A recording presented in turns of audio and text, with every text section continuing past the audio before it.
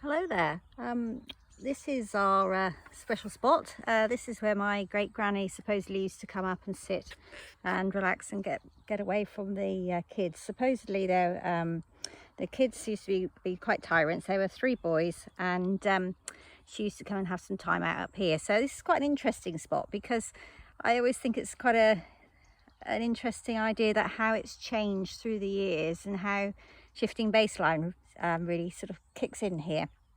What we've got here is sort of an expanse of where we've planted, but also in the distance there you can see the pylons which are for the National Grid, and I often wonder what she would have made of that sitting here and seeing those go in about 1950s. Would she have thought, this is brilliant, I'm going to get electricity, I can get one of these newfangled washing machines, or would she have been worried about the view? Also those tree belt there, and there's some houses in the distance there, they wouldn't have been here, and you can actually just about make out the sea in the distance on a clear day. So she possibly maybe would have thought those houses going in blocked her view. I don't know, maybe she was quite chilled about it also. What's also interesting from up here, you can see the landslip which we were talking about in the other video from our neighbour's land over there. You can probably just about make it out. So you can see it was quite extensive, and that's actually scrubbing over nicely now. So that's where it slipped in. So what I've also thought I'd show you is these tracks. So these tracks to me are really great for small scale rewilding sites. It means that I'm doing something, I mow them and I feel as though I'm still doing something on the land, but it's also where the all really interesting stuff happens. So the butterflies and the glowworms all happen on the edge, so edge habitat's really great. It also means that my 5-year-old will come for a walk, because she won't tend to go for a walk through all the thistles, but she will walk up here, and also it means we don't get ticks.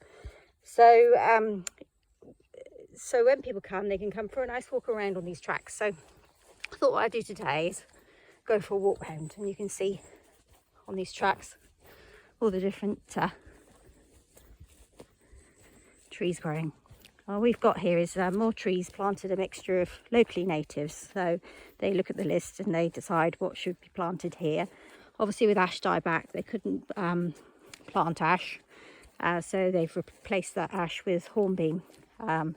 So we've got spindles coming out, almost there, lovely time of year, autumn, and we've got an ash tree here which is being affected by ash dieback, I think. So that's nice thistles. What's quite interesting is we get quite a lot of nice, what people class as nice wildflowers still. So people say, oh no, you've planted on species rich grassland, but these flowers are still here. So they don't suddenly disappear anywhere. We're going to keep walking. And you can see we've got a bracken, which is a great indicator species of perhaps woodland should be here. So, and I really like bracken. Cobwebs are going crazy at the moment. So yeah, I might go and see if I can just have a rummage in the undergrowth and take you into a bit of natural regen again. So we've got about 30% of natural regen on the site. Here we go, here's a self-seeded oak here, and it's a hazel. As you can see, the hazel's been browsed, so that's quite interesting. So you can see it is coming back. I'll see if I stumble or trip, try not to have a good old laugh. So here we go. So this is natural regen. You can probably see why my 5-year-old wouldn't come through here.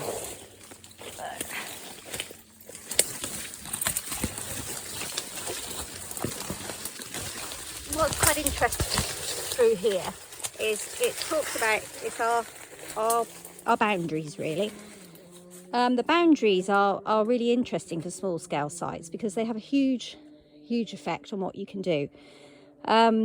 This is quite a good boundary because we've got a copse here, but one of our other boundaries butts up against those bungalows which you saw earlier, and a couple of them, those people have got a very nice Japanese style garden, so a lot of laurel, rhododendron, and another person really likes skunk cabbage, so they've planted some skunk cabbage. So the area above that is naturally regen, and I hadn't gone in there for about 6 years, and I went to sort of battle my way through, and I was pretty gobsmacked the amount of laurel which was coming over. So I have been clearing that laurel because I don't really want to have a swathe of laurel sort of sweeping up behind. Yeah, it's one of those things that boundaries really are hugely significant on small scale. So if you let natural regen, that's great, but just always be aware what's coming up behind, because you might have a nasty surprise that actually what you've got is here we go.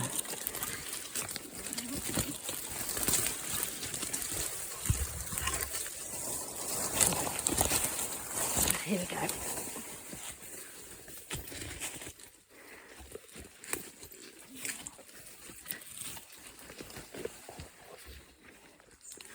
So what we're coming into now is dormice habitat.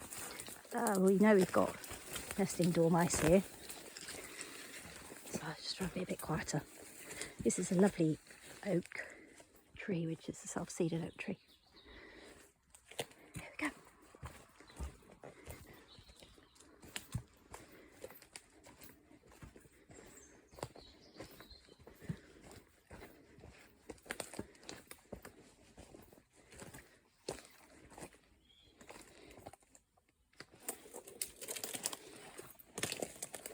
And it's quite interesting because obviously we've got quite a lot of hazel coppice, and this is really one of the other dilemmas we've got at the moment, is to whether we continue to manage coppice.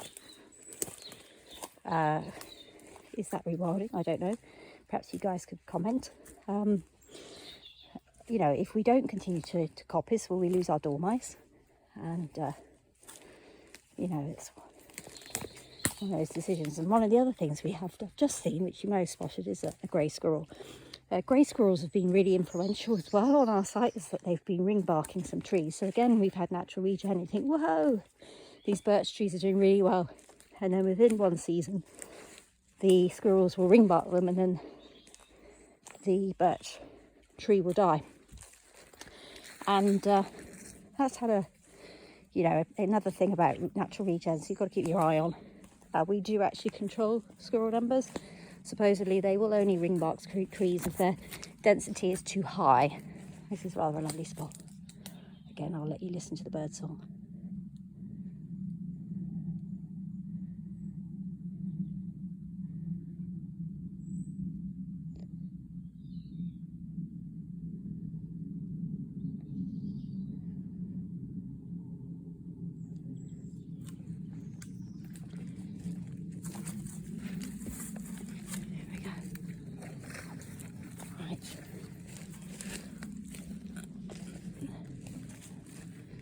So here we go.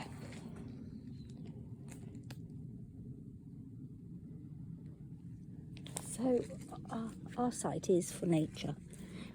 We completely get the fact that human beings need to be part of rewilding, but actually on our site, this is a place where nature can breathe. So we're very cautious about letting lots and lots of troops of people come. But we're coming now into the area where the polecats are. So again, interesting stuff. Oh, we got some fungus growing up.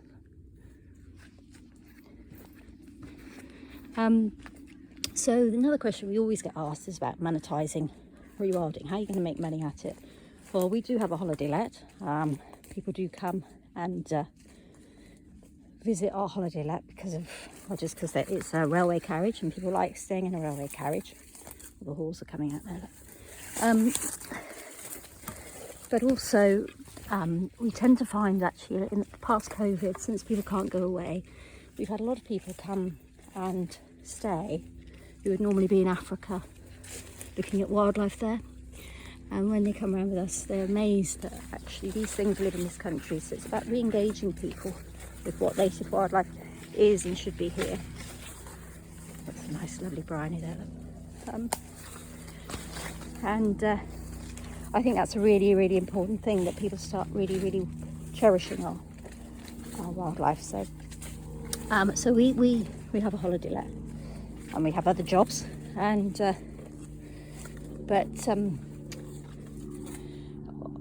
across the ridge there is Embercombe, which most people probably will know, and Embercombe run rewilding camps. And there's also another core site on Devon Wildlands is Let Safari, based at Mamhead, and they are doing something really innovative actually. They're using virtual reality to record nature and send it put it online, and people can subscribe to having a sort of a sense of being in nature. And the money that they raise from that, they reinvest into rewilding projects, so that's really exciting. So those are the 3 core sites. We are at the moment in the process of trying to figure out how we're going to do this herbivore thing, which is not easy on a small scale, because how long do these herbivores need to stay here, and what sort of herbivores should we use? How would we go about fencing the site? And so we've been working together with one of our local amazing Pasture for Life farmers, who's organic. He's an amazing chap, and talking about how we would go around things like TB testing, and how we would go around sort of the movement of animals. Also hoping to get some Dartmoor ponies in, because they're local to us. There's a lot of discussion about what breeds of ponies to use, but I quite like the idea of having Dartmoors because they're local. And also the other element is Elliot from Fairsley Small Holdings looking into pigs, so how we could get pigs onto the site for a short period of time. So these are all the things which are happening, really exciting. Okay, so this is where the polecats are. So come along here.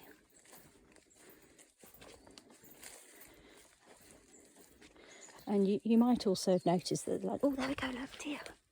Perfect. You may have noticed that our land is very, very steep, so it's very, very difficult to run a tractor up it. I have got my tractor ticket, but I'm not confident, and that's another reason why we chose to rewild, because there has been 3 fatalities in the parish in the last couple of years of people turning over their tractors. Ah, this is lovely, look, the fungus is coming out here. And you see that we've left a lot of this broken trees and stuff. We do keep the tracks clear, so that gives us firewood. Here's the dormice nests, which we got some video footage of, which is lovely, which I'll try and share. So hopefully it's given you a flavour of what we're doing here. I'll post some other photos, but if you have any queries or like to ask any questions about what we're doing, pop them in the comments, and hopefully we'll be able to answer you anyway. Thanks very much.